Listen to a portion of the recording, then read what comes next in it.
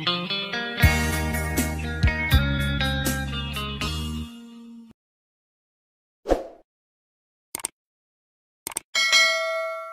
sobat penulis, kali ini tutorial penulis kelima kita akan sharing soal bagaimana membuat penutup yang berkesan. Ini juga salah satu materi yang tak kalah penting di antara materi-materi yang lain. Baik, kita langsung saja mulai. Nah, ini ada kalimat atau ada gium yang menurut saya sangat relevan ya. Yaitu seni itu akan indah jika awal dan akhirnya indah. Nah, itulah seni, karya seni. Dibuka dengan hal yang indah dan ditutup dengan yang indah.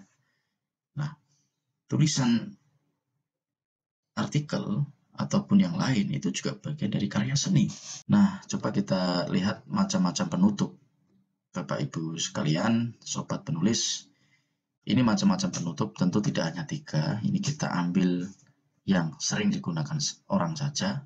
Pertama adalah penutup tulisan itu merangkum pesan utama. Jadi posisi penutup di sini adalah mengulang atau mengingatkan pembaca terhadap pesan yang ingin disampaikan di dalam tulisan tersebut. Kemudian yang kedua, kita menggunakan kutipan tokoh. Nah, ini juga dimaksudkan untuk memberikan kesan dan ending yang berkelas ya, kita kira-kira begitu. Macam-macam kutipan tokoh ini. Bisa tokoh sastra atau tokoh politik, pengusaha, motivator dan lain-lain, mantan pejabat, pemimpin dunia dan seterusnya, atau para akademisi juga bisa, tergantung tema tulisan dan kita sesuaikan. Nah, kemudian penutup ketiga adalah seruan atau kalimat inspiratif. Ini juga macam-macam jenisnya. Nah, 3 model atau tipologi penutup tulisan ini nanti akan saya jelaskan satu persatu. Coba kita bahas dulu soal model penutup merangkum pesan utama. Ini sekaligus saya kasih contoh ya, di tulisan saya yang dimuat di Jawa Pos 14 Desember 2019. Judulnya Tantangan Pilkada Serentak 2020. Ini penutupnya. Coba saya baca ya. Akhirnya, kita berharap pelaksanaan Pilkada Serentak 2020 mampu menghadirkan kontestasi yang berintegritas.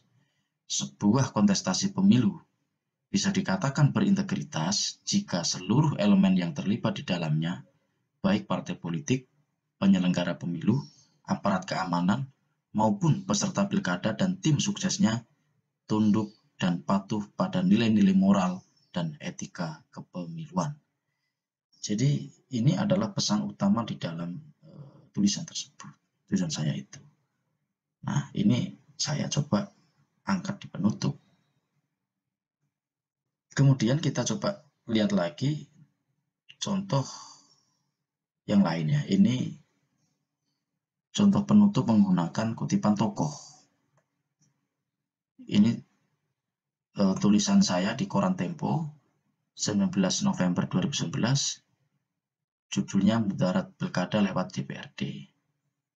Sebab seperti kata Putnam, salah satu penyakit orang yang sedang berkuasa adalah cenderung ingin melanggengkan kekuasaan. Nah, ini saya kutip ya dari kalimat tokoh karena memang saya ingin memberikan penekanan ya di akhir tulisan bahwa orang yang berkuasa akan cenderung melanggengkan kekuasaannya. Ini terkait dengan pilkada lewat DPRD. Kemudian saya juga ulas penutupnya ini ya, teman kita ini Fajar Riza Ulhaq ya, di harian Kompas 20 Desember 2011 dengan tulisan berjudul Bakar Diri dalam Demokrasi SBY. Ini juga mengutip satu tokoh, ini malah puisi ya. Izinkan penulis mengakhiri tulisan ini dengan puisi Caesar yang dikutip Frans Fanon. Nah, ini puisinya. Jadi macam-macam ya kutipan tokoh ini, bisa tokoh politik, bisa para sastrawan, dan seterusnya. Nah, kemudian ini contoh penutup dengan seruan atau kalimat inspiratif. Ini tulisan saya di Koran Sindo 22 Oktober 2019. Ini setelah pelantikan Presiden Jokowi Ma'ruf Amin ini. Kemudian saya menulis artikel ini berjudul Jokowi dan Orkestrasi Kabinet.